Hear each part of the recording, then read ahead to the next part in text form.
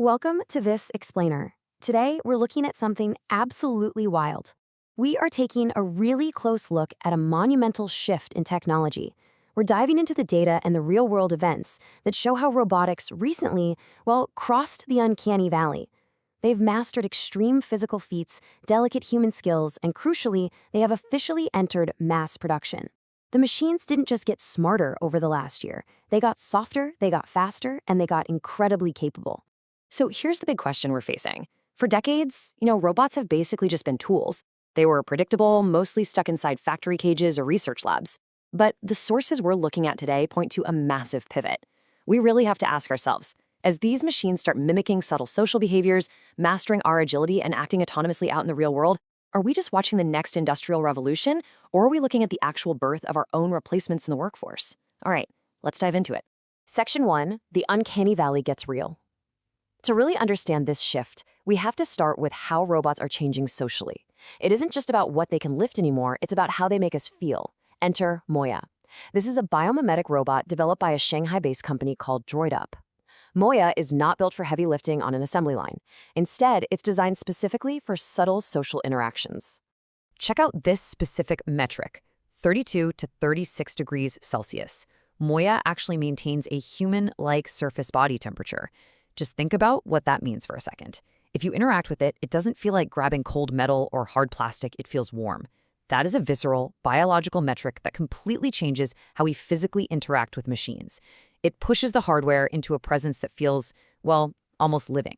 And Moya is not some towering giant either. It's built to average human proportions. It's about 1.65 meters tall and incredibly light at just 32 kilograms. But the real magic here is the motion. It has a 92% walking accuracy compared to a human gait. That means your brain literally stops tracking it as a clunky machine and starts reacting to it socially. You might honestly just assume it's a really quiet coworker.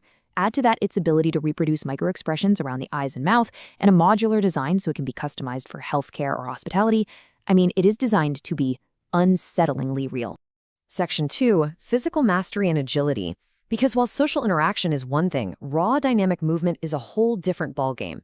Humanoids are absolutely crushing extreme physical environments and gymnastics right now, proving they aren't just fragile lab experiments anymore. So how are they getting so agile?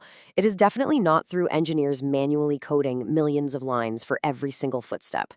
It's through massive AI breakthroughs, specifically things called zero-sample learning and sim-to-real transfer. Basically, engineers can train an AI control policy entirely inside a digital simulation. Once that digital robot learns to balance, or do a cartwheel, or perform kung fu, they take that exact software and drop it directly onto the physical hardware, without extra tuning. It totally bridges the gap between digital learning and physical execution. That's exactly how robots like Boston Dynamics Atlas or Agibit's humanoids are doing flawless acrobatics and martial arts.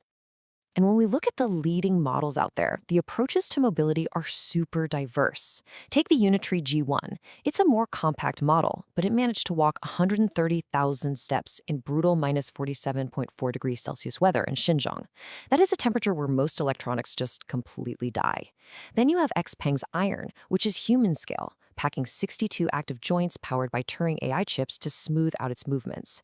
And of course, Boston Dynamics Enterprise Atlas is using its 56 degrees of freedom to land perfectly controlled gymnastic flips. The physical barrier has absolutely been shattered. Section 3, mastering delicate human skills. Honestly, brute force and backflips are actually kind of the easy part for machines. The incredibly difficult stuff is delicate physical touch and real-time manipulation. If you really want to know what shook the robotics industry lately, it was a 4-step process demonstrated by TAR Robotics.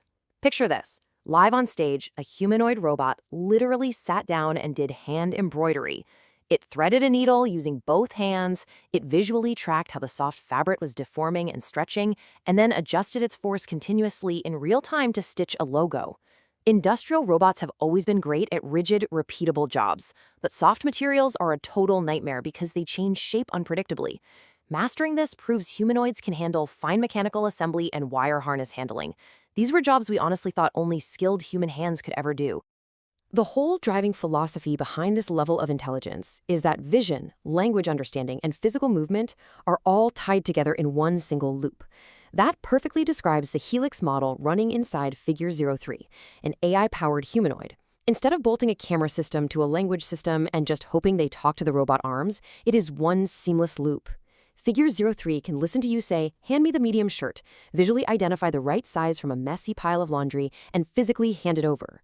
There is still a tiny bit of latency in the speech processing, but integrating sight, sound, and action like this is a massive leap for automation in homes and factories. Section 4, Sci-Fi Reality and Warfare. Okay, now we need to pivot and look at some of the more extreme developments from the source material. We are going to look strictly at the facts of these biological inspirations and military applications, because it really shows the scale of this tech leap. First, let's contrast how these robots are built. Traditional humanoids rely on rigid frameworks, column-like metal frames with oversized actuators that are strong but super stiff.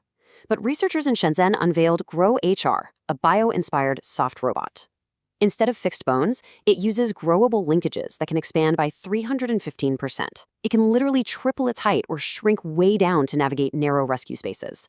And because the whole thing weighs less than 10 pounds, this multimodal robot can crawl, it can float, it can walk on water, and with the right attachments, it can even fly. It is a completely new paradigm for physical adaptation. We are also seeing this tech being heavily adopted into defense. Based on recent broadcasts, the Chinese PLA has outlined an autonomous robotic warfare system designed to operate as a coordinated wolf pack. This system runs on a distributed network, so there isn't just one leader. They actually share a digital brain. The units are specialized too. You have shadow units for scouting, polar units for logistics, and bloody units for armed strikes carrying up to 25 kilograms of payloads. What is really notable here is their ATLS system. It allows the swarm to coordinate attacks using intent recognition, which is specifically designed for environments where GPS and radio comms are jammed or totally denied. Add in L-30 unmanned boats and Guangjian laser cannons, and you have a highly integrated multi-domain system operating with significant autonomy. Getting back to pure science fiction brought to life. 500 kilograms. That is the weight of Unitree's GD01. And guys, this is not a research toy. It is a 3.9 million yuan pilotable mecha.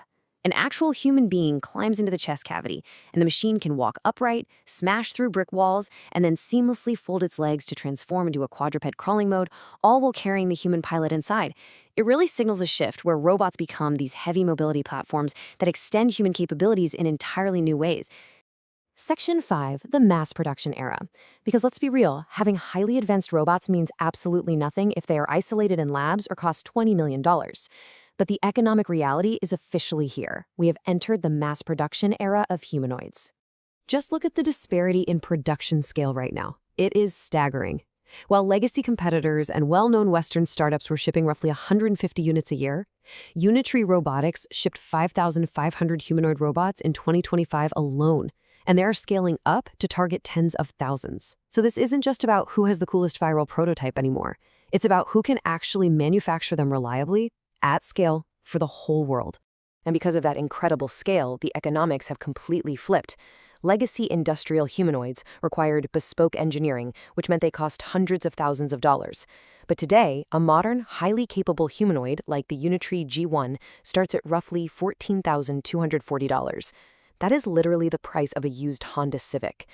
This price plummeted because of complete, domestically integrated supply chains for motors, sensors, and batteries. It's allowing these machines to become accessible enterprise and consumer products. The foundational infrastructure to actually support all this is being laid down as we speak.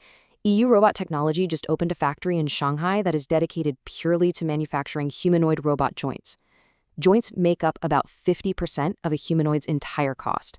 So by building a facility targeted to churn out 100,000 joints a year, the industry is dramatically lowering the barrier to entry. It basically guarantees that we are going to see these machines rapidly populate factories, homes, and public spaces very, very soon. Which brings us to a final thought I want to leave you with. We have seen humanoids master the uncanny valley, perform crazy complex acrobatics, delicately stitch fabric, coordinate in autonomous military swarms, and literally roll off assembly lines by the thousands. The technology is already here, and the economics make it inevitable. So the ultimate question we have to ask is this: when robots can look, work, and learn exactly like us, what will be your role in the world? Thank you so much for joining me for this explainer. Keep learning.